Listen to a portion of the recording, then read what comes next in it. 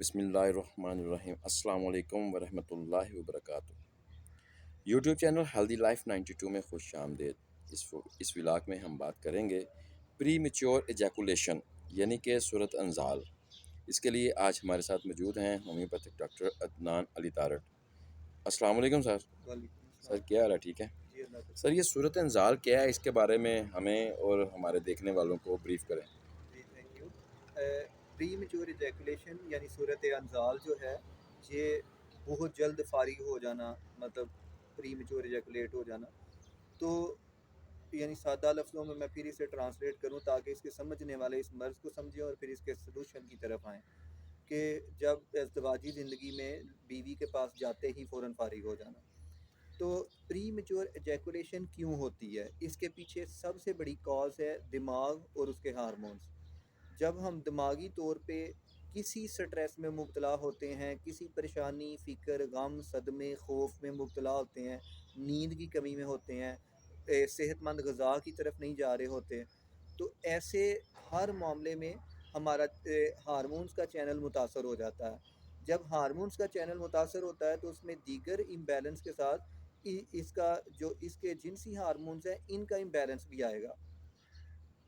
اب اس کے امبیلنس پہ کیا ہوگا کہ اس کی سمٹمز آئیں گی، جیسے فرض کیا کہ اگر تھائرائیڈ اسٹیمولیٹنگ اب نارمل ہے تو اسے دل کی دھڑکن خراب ہوگی، تو یہاں پہ اس کی پرفارمنس میں کمی آ جائے گی۔ تو اس پرفارمنس کو بہتر بنانے کے لیے کیا کرنا ہے؟ ایک تو سب سے پہلے اپنی نیند پوری کریں، اپنے آپ کو ذہنی طور پہ فکر، پریشانیوں، غم، صدمے سے نکالیں، اپنے بزنس کے لاس کو یا اپنا جو بھی آپ کا معاملہ ذہنی طور پہ آپ کو ڈسٹرب کر رہا ہے اس کو ایک حد تک اپنی زندگی میں رکھیں۔ اس کے لیے اگر آپ اس کو نہیں سنبھل پا رہے تو آپ دین کے ساتھ رجوع کریں، آپ درود شریف کثرت سے پڑھیں، اپنی نمازوں کی طرف رجوع کریں، تہجد پڑھنی شروع کر دیں، آپ اللہ کی طرف رجوع کر لیں، آپ کی روح طاقتور ہوگی، آپ کا دماغ طاقتور ہو جائے گا، آپ کی ذہنی صحت اچھی ہو جائے گی۔ اس کے بعد روح کی غذا جو ہے وہ تہجد ہے، وہ قرآن ہے، وہ اللہ کا ذکر ہے، وہ رجوع اللہ ہے، وہ اللہ والوں کے ساتھ مل کے بیٹھنا ہے، اور اسی سے ذہنی صحت رہتی ہے، پازیٹیو رہتا ہے انسان۔ اس کے بعد جو اس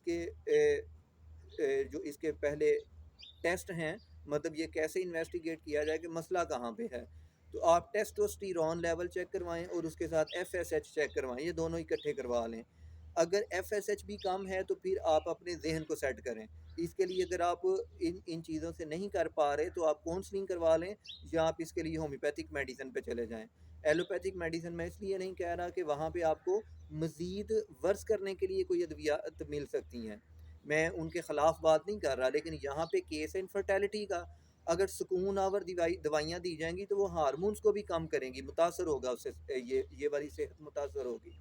تو اس کے مطلب ایک بندہ ذہنی طور پہ حاضر ہی نہیں ہے تو اس میں ڈیزائر ہی نہیں ہے۔ اس کے بعد ہومیوپیتھی اپلیکیشن اس کو ٹھیک کر سکتی ہے، ذہنی علامات کو ٹھیک کر سکتی ہے۔ اس کے بعد آ جاتا ہے کہ صرف ایف ایس ایچ نارمل ہے، ٹیسٹوسٹیرون کم ہے، تو پھر اس کا مطلب ہے کہ آپ بالکل لیزی ہیں، سست ہیں، آپ کام کرتے ہیں لیکن آپ ایکسرسائز نہیں کرتے۔ کام کرتا ہے مزدور، ایکسرسائز کرتا ہے باڈی بلڈر، دونوں وزن ایک جیسا، یا شاید مزدور زیادہ وزن اٹھاتا ہو لیکن صحت باڈی بلڈر کی ہوتی ہے، جو آدھا گھنٹہ 45 منٹ یا 1 گھنٹہ ایکسرسائز کرتا ہے۔ مزدور 12 گھنٹے وزن اٹھاتا ہے لیکن اس کی صحت اور اس کے جسم کی فزیک جو ہے وہ جم جانے والے جیسی نہیں ہوتی۔ کیوں؟ کیونکہ وہ مزدوری کر رہا ہے اور وہ جم جا رہا ہے، ایکسرسائز کر رہا ہے۔ ان دونوں کی ذہنی حالت کو دیکھیں کتنا فرق ہے۔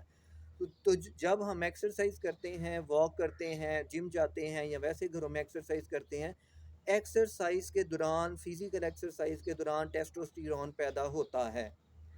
آپ ایکسرسائز شروع کر دیں، آپ سمجھیں کہ آپ نے دوائی شروع کر دی، آپ جم جوائن کر لیں، آپ سمجھیں آپ نے بہت اچھا ٹریٹمنٹ جوائن کر لیا، آپ کا ٹیسٹوسٹیرون لیول بہتر ہونا شروع ہو جائے گا بغیر کسی دوائی کے، اور چند دنوں میں آپ اس معاملے سے نکل جائیں گے۔ اس کے بعد پھر ساتھ اپنی غذا کو بدلیں، یعنی متوازن غذا کھائیں، بہت زیادہ ٹھنڈی تاثیر والی، بہت گرم تاثیر والی غذائیں نہ کھائیں۔ جیسے میرے پاس پچھلے ہفتے میں ایک پیشنٹ آیا، بڑا پریشان، جیسے ہوائیاں اڑی ہوئی، وہ کہتا ہے ڈاکٹر صاحب ایک دم مجھے یہ مسئلہ بن گیا پری میچور ایجیکولیشن کا۔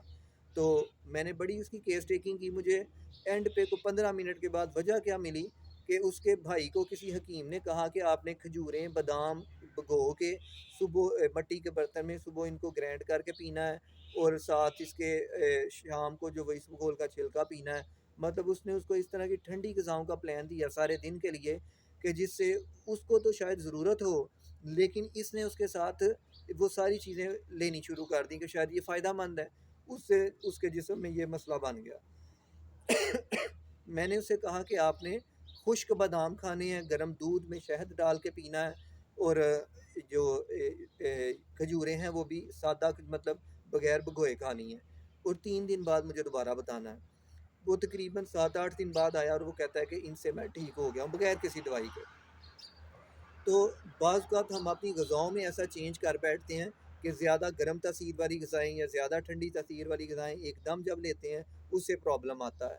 اب یہ تو ہو گئے ڈیزیزز جن کے مستقل مسائل ہیں، وہ تو اس طرح کر لیں، یا اس کے لیے ہومیوپیتھی یا طب کی ادویات جو ہیں وہ اس میں آپ کسی مستند معالج سے رجوع کریں، کیونکہ اس میں اکثر جو ہیں وہ سٹیرائڈ یا کچھ وقتی فائدے کی دوائیاں مکس کر کے دے دی جاتی ہیں جو نقصان دہ ہوتی ہیں۔ تو سب سے پہلے تو آپ اس کے لیے ایکسرسائز کو اپنا علاج سمجھیں۔ ایکسرسائز سے ٹیسٹوسٹیرون پیدا ہوتا ہے اور بوسٹ ہوتا ہے، مطلب سیکسول پرفارمنس میں جتنا ٹیسٹوسٹیرون پیدا ہوتا ہے اتنا ہی ٹیسٹوسٹیرون جو ہے وہ اس میں جم جانے میں پیدا ہوتا ہے۔ تو جو جم جائے گا اس کی یہ والی صحت بھی اچھی ہوگی، اس کا آٹو سے یہ نظام بہتر ہوگا۔ اس کے بعد آپ آ جائیں جن کو وقتی مسئلہ ہوتا ہے کہ اچانک کبھی کبھی ایسے ہو جاتا ہے، یہ لوگ وہ ہیں جو ذہنی طور پہ بہت حساس ہے، جنہیں کوئی بات کھا جاتی ہے، جو ذہنی طور پہ اس طرح کے ہوتے ہیں کہ کوئی بات ہو گئی تو وہ ان کو ذہن سے نکلتی نہیں ہے، دکھ دے جاتی ہے۔ تو یہ لوگ اپنی اس حالت سے نکلیں، تلبینہ کھا لیا کریں۔ حدیث شریف میں کہ مفہوم ہے تلبینہ دل سے غم اتارتا ہے، دل کو ہلکا کرتا ہے۔ جو کہ دلیے کو دودھ میں پکانا اور شہد یا کھجور سے میٹھا کرنا، یا جو کہ آٹے کو دودھ میں پکانا، فرنی بنانا، اس کا طریقہ کار یہ ہے کہ 2 کپ پانی کو بائل کریں، جب پانی کو جوش آ جائے تو 1 کپ دودھ میں 2 چمچ جو کا آٹا مکس کر کے اس میں ڈال دیں، اس جوش والے پانی میں، اور اس کو آہستہ آہستہ گاڑھا کرتے جائیں، اور اس میں کھجور مسل کے ڈال دیں یا شہد ڈال دیں، تو یہ جو فرنی تیار ہوگی یہ بھی تلبینہ ہے۔ اور جو کہ دلیے کو بھی بعض جگہوں پہ تلبینہ کہا جاتا ہے، دودھ میں پکانا اور شہد اور کھجور سے میٹھا کرنا۔ جو ڈائبٹک پیشنٹ ہیں وہ سنت پوری کرنے کے لیے قطرہ کھجور وہ شہد ڈال لیں یا تھوڑی سی کھجور ڈال لیں۔ تو ایک تو یہ ہو گیا کہ آپ کو ذہن سے فکر نکالنا ہے، اپنی کاموں کو اس طرح رکھنا ہے، اپنے ذہن کو اس طرح رکھنا ہے کہ آپ کسی چیز سے اگر فکر مند ہوئے ہیں تو اس کو سالو کر کے ذہن سے نکال دیں۔ آپ اگر کسی کو غیر متوقع رویے کی وجہ سے پریشان ہو گئے تو آپ سوچ لیں کہ آئندہ اس سے یہی توقع رکھنی ہے، یا ممکن ہے وہ بھی پریشان ہو، تو مطلب اس کو اپنے سر پہ سوار نہ کریں، اور اگر ہو گیا تو پھر تلبینہ کھا لیں، یا اس دن آپ ان چیزوں سے دور رہیں تو مسئلہ حل رہے گا۔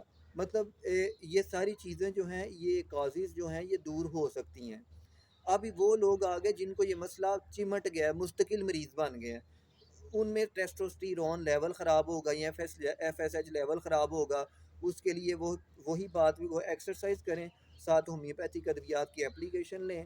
اگر آپ ہومیوپیتھک اپلیکیشن سے مطمئن نہیں ہیں تو پھر سیکسیالوجسٹ سے ملیں یا کسی ماہر طبیب سے ملیں، اور کوشش کریں کہ برانڈڈ میڈیسن استعمال کیا کریں۔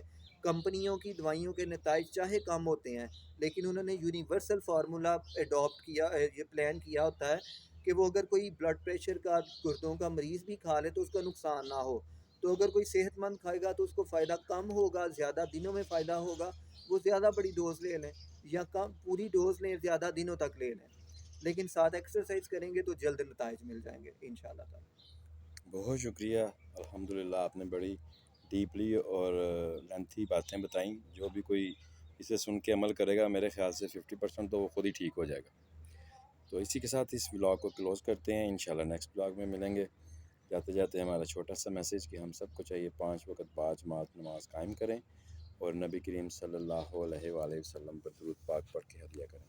اپنا خیال رکھیے گا، دعاؤں میں یاد رکھیے گا۔ اللہ حافظ۔